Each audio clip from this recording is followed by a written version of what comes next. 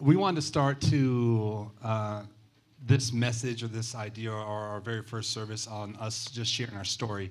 And so, like I said, my name's Mike. This is my wife, Tearney. We have a wonderful daughter. She's 9 years old. Her name's Micaiah. And we have an amazing son named Tyson. He's 6. Dude, that guy's got an aggressive mullet. He legit wants it. This is not me vicariously living through him, even though most people think that's what's happening, because I can still grow a mullet. Yes, It would just be a bald one. Yes. Dude, could you imagine that if I just actually rocked just an aggressive curly mullet with no hair on top at all? Gross.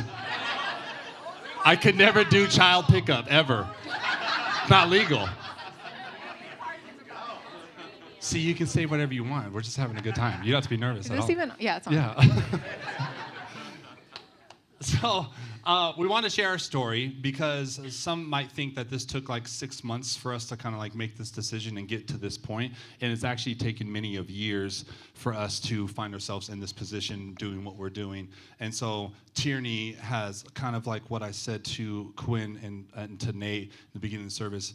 Anytime there's someone that's front-facing, my job being a pastor, delivering messages, walking people through a lot of things in life, there's a lot center stage and experiences that I get to have and that I'm exposed to. Not so much when it comes to Tearney. She's a lot more of like behind the scenes. But the real strength of my life is the pure support of who you are, what you are. Don't. Happy anniversary, by the way. That's not going to help, but I'll do it. Oh, I was going to say that next. I will say that next. Today is our actual anniversary. How romantic. Let's plant a church. Who would have thought? Whoa, did you see that? I tried to on my glasses. Child. Okay, we don't have all night. So let's do this. I have some questions for you, and I want you just to kind of just share your heart and like how we got to this point. So take us back to where this started for you, 2023. What happened for you that you started sensing that brought us to this point? Okay. Like Michael said, it was 2023. I was in a space where I was, like, the beginning of the year, I was reflecting on my life a lot. I had dealt with postpartum with Micaiah, again with Tyson, so I was just waiting for it to kind of end with Tyson, and then I just stopped and looked, and it wasn't ending. I was still having emotions that were spiraling. I was anxious. I was depressed. I was unsettled. I was disengaged. Yeah, I feel like that kind of in a nutshell, right? I wasn't Not a short list. Yeah, I wasn't in a nutshell, in a paragraph. I didn't recognize who I was. I wasn't enjoying life. The moments that I knew I should have found joy in, I did not have joy. So all that to say, I was done. I was tired of living that way. I was tired of making my family experience me in that way. And so I started some work on my own. I actually, as I'm an achiever and always striving for something new, went and did a nursing course that got me a cert for coaching, which I love, and that's a side note. But I started with that process, and then I went to a retreat. Shout out to Nate again. So quite literally, him and his family have really helped to save our lives, our family. So thank you guys again. So went to the retreat and had just multiple incredible encounters with God. Very obvious spiritual encounters, things that literally changed my life. And instead of me feeling like like the compass arrow was just spinning out of control and I couldn't find direction or true north anymore, I at least felt at that point like I had some sort of alignment and I was able to get rooted back to what mattered. And honestly, that was a relationship with God. So that's 2023 and where that started. Yeah. Do you want to ask the next question, or should I just go into it? No, I want to ask it. Okay, ask it. I want to turn. Okay, so you come back from the retreat. Yes. And Oh, how was that for you? Yeah, thank you. We've rehearsed. So I pick you up from the airport. Yes. I give you a hug. Yes. And any husband in this room would know when something has drastically shifted with your wife. And when I gave her a hug, there was such an abounding peace upon you. And I just whispered in your ear, I said, like, Mom's home. Yeah. Our kids were there, and like it was the whole thing. And that trajectory for the next couple months was amazing. And Tearney was just like so just pieced out and chill. Who cares if the kids are late to school, man? I was like, we need some structure around here, dude. Dang, Nate, what'd you do? So it was like a thing to where I was like, you were just really grounded in your life, and it was really awesome. But as life happens, the routine started coming back, and we started having a lot of questions. Yeah. And then you're in the nursing field, and you're working consistently. And so now we find ourselves into spring, summer of 2024, Yeah. and there's something that you now have another experience. And what do you sense in that moment that keeps the journey moving? So, spring, summer 2024, I was sitting outside, praying, meditate, whatever you want to call it. I was having a peaceful time with God, and I really got the sense that you and I were going to do something together. And at that time, I had launched a coaching business and was like, oh, Michael's going to come join in on this with me, and he's going to be the physical fitness aspect of it, and we're going to really deliver. Obviously. Okay, listen, calm down. So, Just saying, I mean, the shoe fits, dude. I'm there. oh my gosh. So that's what I was hoping for. I thought that we were going to help people experience like this holistic wellness, and I would be more, the emotional, because I was super deep in my emotional stability at that point. But helping people find alignment and experience joy again, really, truly. And I was stoked for that. I was just waiting for you to get on board. And I was trying to be patient. So I had to learn about that. And so I also felt though that day that the following year was going to shift and like changes were going to happen. And my hope with that, like, I was just like, oh, sweet. Like, we're going to have this really successful business, and I'm going to quit nursing, like, in that realm. And then we're going to, like, save money and, like, have a savings account for our children. Yes. And, just. Still waiting, Lord. Yeah. So Waiting. That was what my hope was. Toward the end of 2025, I had a very strong sense, and my mom could attest to it. Both of them, my mom and Michael, I would talk to regularly, and just like, next year, something huge is shifting in our lives. Something is going to change. So where were you with all of that? So this was like, for sure weekly, but if not daily conversations we're having.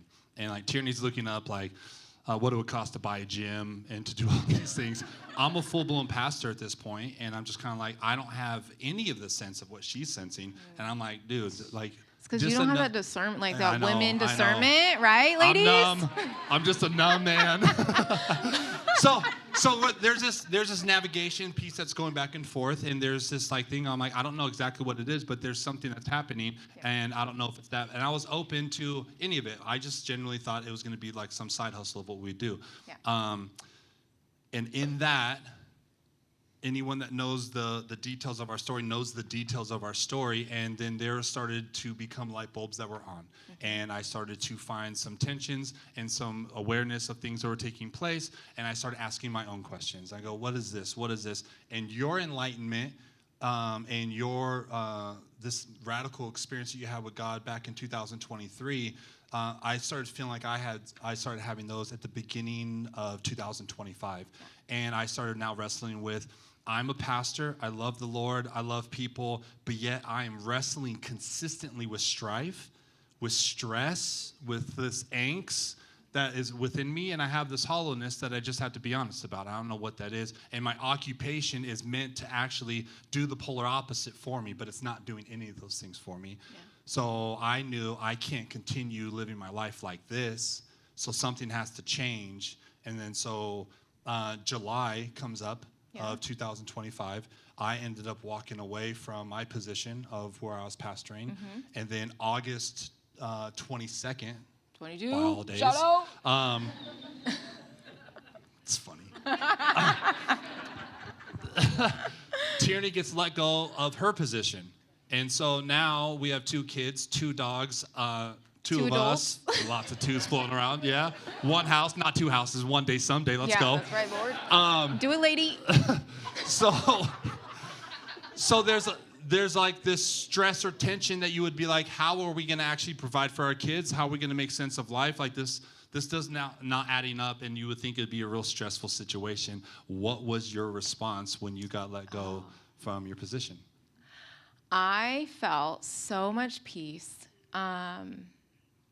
Really just a freedom that I hadn't felt in decades. I was striving in the nursing field for nearly 15 years at that point, trying to find the position that fit, trying to be so successful and, climb up the ladder. I had worked in a management position for years and then just recently got that position and thought, oh, this is going to be it. And it wasn't. And in an amazing way, the owner of the practice, he gave me 2 months of severance pay, which is unheard of because I had only worked there for 2 months. Yeah. So it was just, even before he told me that there was going to be severance, I just had this feeling of such relief. And I just knew, like, all right, this is just part of it. It's part of what's coming. Yeah. So at that moment, now there's more conversations that's happening. This community is walking through a massive shift and change themselves. And so we're going into Bible study, walking people through a season of healing and what that will look like. And then I keep on getting this burning desire inside of me to be like, I think I'm supposed to plant a church in Corona. And you and I had a committee meeting, left the committee meeting. Then we went to lunch with Bree and Daryl. Yep. 3-hour lunch too. It was awesome. So fun. Dude. We're like, we have to get our kids, dude, but we want to keep on hanging out. We're friends. And then we go home and it's like 4:00 in the afternoon. I don't know where our kids were, but they weren't at the house. I know that sounds funny. I think you had them. Someone had them. Yeah.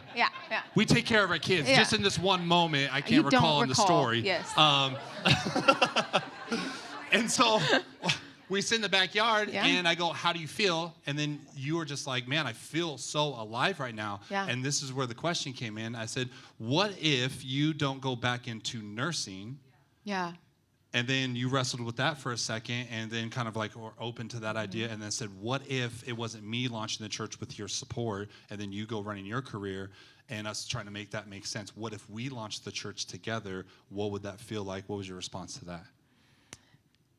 Oh, well, I was taken aback for sure. But oh my gosh, it was like everything finally lined up perfectly. There was that because there was still something sitting in me, in my heart, that just felt a little heavy.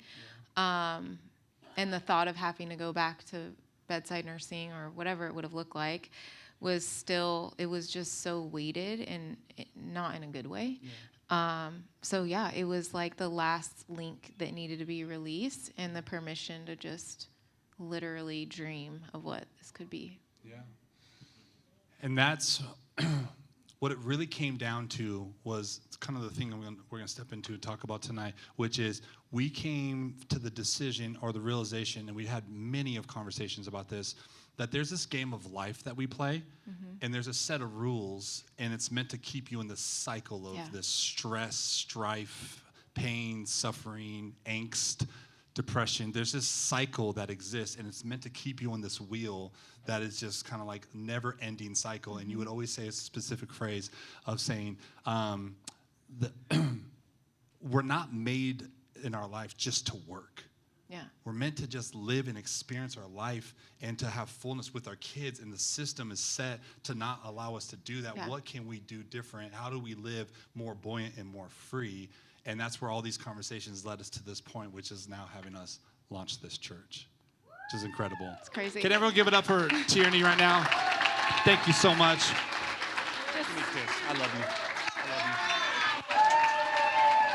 Happy anniversary.